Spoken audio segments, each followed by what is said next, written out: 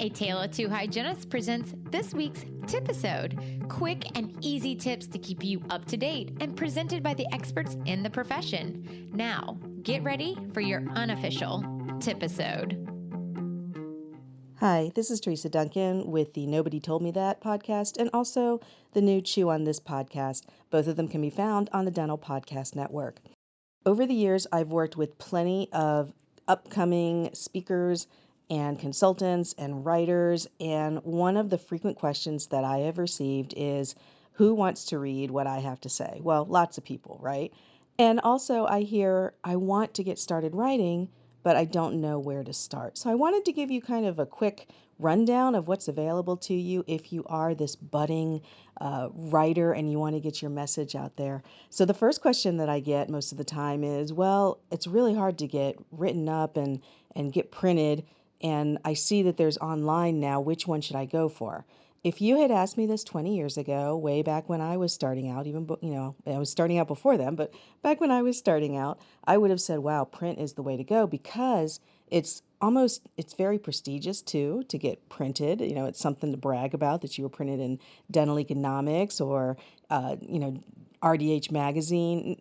And why I say that is because it's very hard to get into the print. They have so many submissions. So when you're printed up, it's actually very, very exciting. But then the industry shifted and it went more to publishing online. And then the ad structure changed, whereas if you could get a ton of clicks on an article, that was deemed to be a successful article. So my answer today, and actually for the past, I'd say 10 years, is that it is way better to be published online than it is to be published in print. Now, there is a couple other reasons for that, and the big one is that it increases your searchability, your findability, because your name is out there online to be Googled. So if somebody wants to get to know you for either consulting, for hiring, for speaking, when they Google your name and you have articles that come up on reputable magazines or on your blog, which is a wonderful place to showcase yourself, it gives you that air of credibility. I also keep hearing, what about, do I start a blog? You know, I mentioned blog just a second ago. Do I start a blog or do I submit articles? You could do both. Now, blogs are a little bit harder because you actually have to set them up and you have to get the site up and all of that. But you know, if you're a techie like that, or if you have access to somebody who can do that, that's great.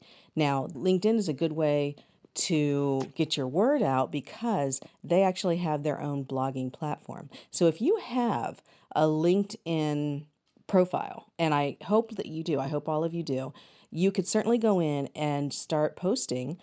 Either you can write an article, that's what they call them in their articles, or you can just write your thoughts right into your update.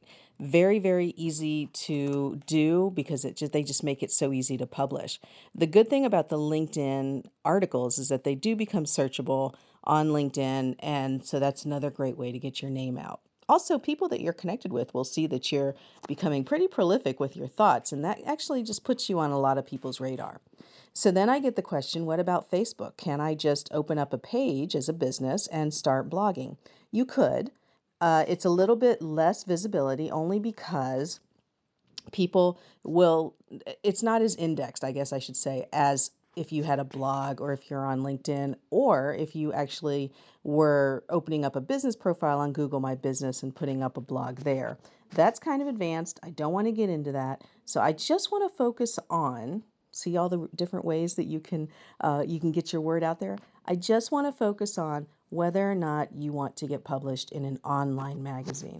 So let's bring it back down to the easiest way I think you can get started with getting your word out there. So we all know that there's the traditional RDH magazines, and they usually all have an online component, you know, RDH Magazine, Dimensions of Dental Hygiene, ADHA has Access, there's Hygiene Town. I'm sure I'm missing, one or two others. And then there's the traditional bigger umbrella, hygiene assistant dentist industry, which is Dr. Bicuspid, Dentistry Today. The Dental Office Management Group has their Observer article, and I'll bring up why that's important, even though you're not necessarily a manager. Dental Products Report, and then, of course, Dental Economics, which has been around for an awful long time. So every single one of those has an online component, which is great because it makes things so much easier as far as publishing. So like I said, the print is so hard. It takes so long. You have to wait. You have to wait for approval. You have to look at the review of the layout of it. Online is just heads and tails better. I haven't published anything in print for a long, long time, simply because it's so much nicer to just look at sending in an online article. And I will tell you too, that I used to get the most response. I still get the most response from online articles, not my print articles. So think about that. Do you want something actionable? Online is the way to go. Okay, so let me give you a couple what not to do's and then a couple what to do's, because I want to see you get published. So we'll end with the what to do's and give you some action plans. Okay, what not to do. When you pitch an editor. So actually, let me back up a second. When you go to all of these sites, you want to look for the editorial team, and you will want to find out who the editor is for that magazine. Now, you will send them an inquiry, and we'll talk about that in just a second. And they will typically send it to whomever is working with them. They usually have an assistant that works with them on that, and so they'll probably send you to them. So that's pretty normal. If it's somebody who's very hands-on, they will handle the whole interaction with you themselves, which is actually kind of nice. So that's how you find out who to send your article to. I know that's the big piece right there, is who do I send this to? Okay, so what not to do. When you finally find out who this person is and you are submitting your article, or I'm sorry, you're submitting your query, you're going to send them an email and say, I'm interested in writing for your publication. What I'd like to do is send you an article on XXX. Okay, why I said that's something that you should do is because the what not to do is the worst thing you can do for an editor. And this is speaking from somebody who had to filter a lot of these articles when I worked for the dental management organization, ADOM. I would get pitches that said, I would like to write for your magazine, but what do you need somebody to write on? And Kevin Henry, who is the editor of Dr. Bicuspid magazine, shares the same sentiment. He gets lots of pitches. People tell him, oh, I need to write for your magazine, but what do you need? What do you need an article on? And that's the wrong approach. What I want you to think about is what you're really passionate about and what you're good at, because that's going to come across in the article. If I say to you, I need somebody to write on how to talk perio with your patients, and that's really not what you enjoy talking about, you actually would rather talk about something else, maybe you're more research oriented, it's going to be like pulling teeth to have you write an article like that. And nobody wants that. I want you to write about what you're passionate about.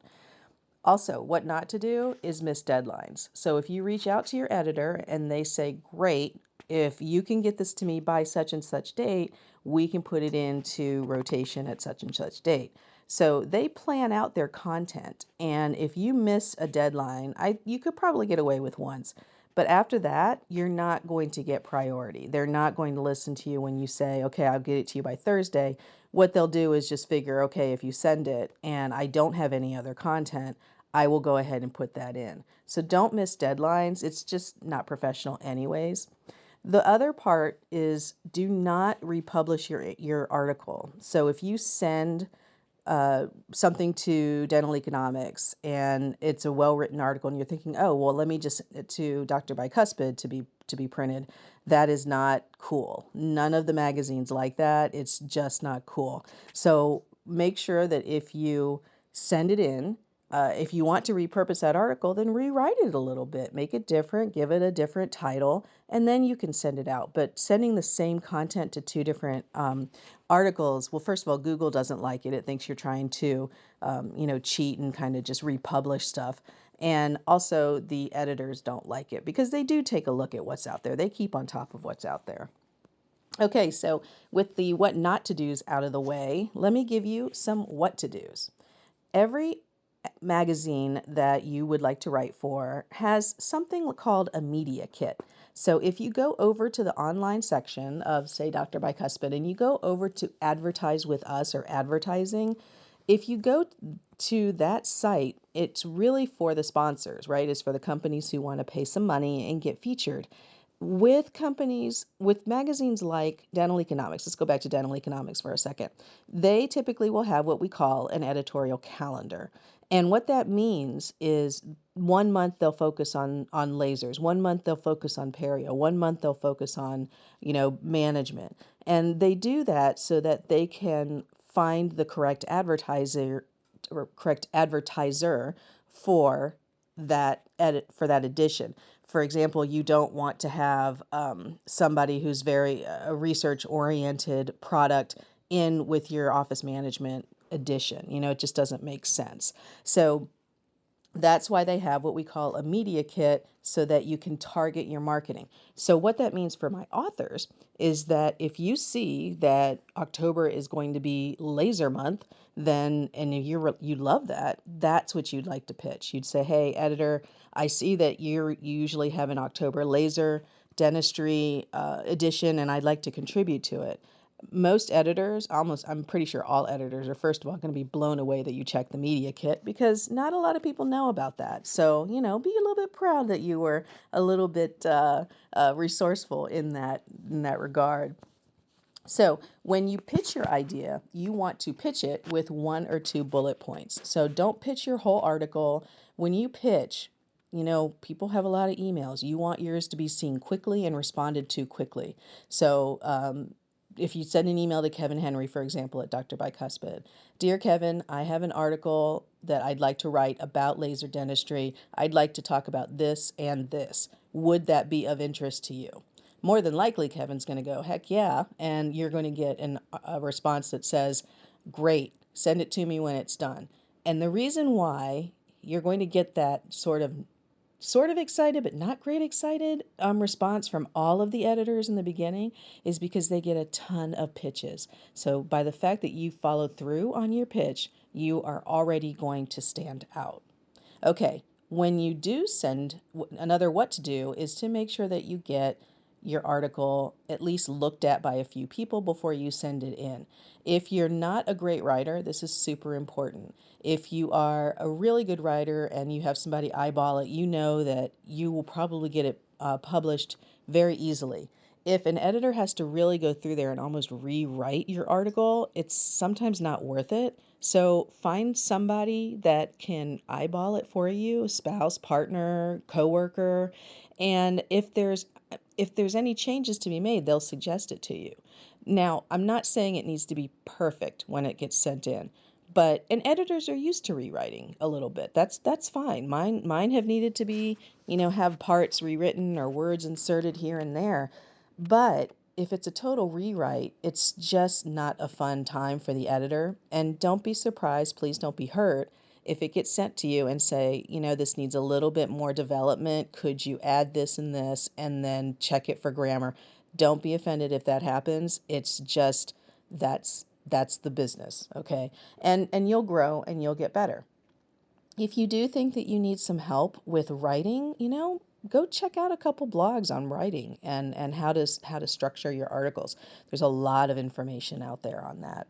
Okay, and then what you do when it's submitted is maybe a week or two after it's printed or put online, you could check back in and ask how it was received. Editors like to have some ongoing conversation with their authors, because then they start to look at you as a real resource, and then that's how you become a regular contributor to these online magazines.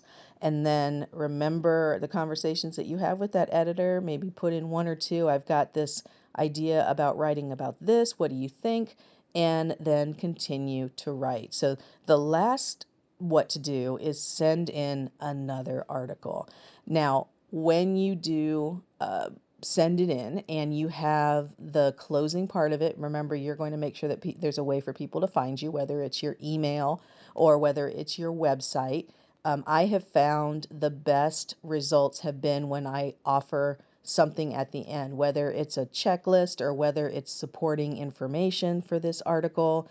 But basically, click here. If you're trying to start your consulting business, click here to schedule a 15 or 20-minute consultation. That has really been very successful for most authors. If you just want to get the word out and you just want to raise awareness of yourself, don't feel that you have to put an offer out there. What you're doing is building up your online reputation. You're building a database. And for some of you, this is a passion project and you're fulfilling your passion project.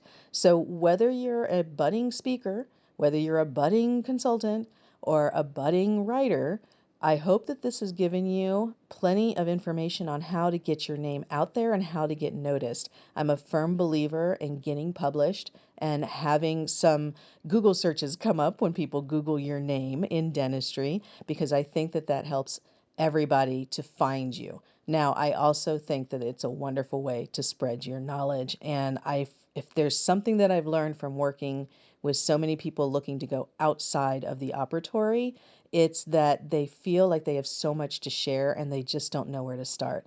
Writing and getting published online is a phenomenal way to start. So I hope that you are incentivized to do it after listening to this. I urge you to check out Dr. Bicuspid. I urge you to check out Dental Economics online. There are tons of places that are willing and very excited to take your articles and publish them. Okay, I hope that this helps. And again, check out my podcast, Nobody Told Me That, and Chew on This. And I will be back with another TIPisode next time. Thank you.